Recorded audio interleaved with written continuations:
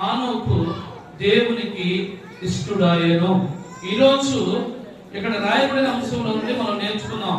విశ్వాసమును బట్టి హానోకు మరణము చూడకుండానట్లు కొనిపోబడెను. అతడు కొనిపోబడక మునుపు దేవునికి ఇష్టుడై ఉండేనని సాక్ష్యము పొందెను. హల్లెలూయా.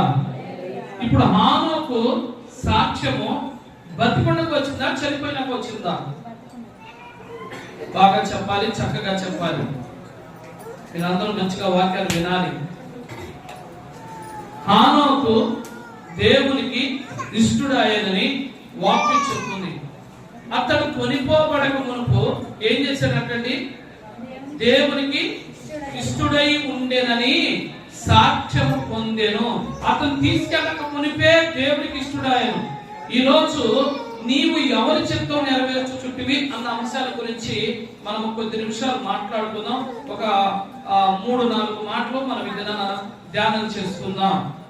ఈరోజు పరిశుద్ధాత్మ దేవుడు నీవు ఎవరి చిత్తం నెరవేర్చుచుంటివి అన్న అంశాల గురించి మనం నేర్చుకుందాం. హానోకు అయితే దేవుని చిత్తం నెరవేర్చాడు. దేవుడైతే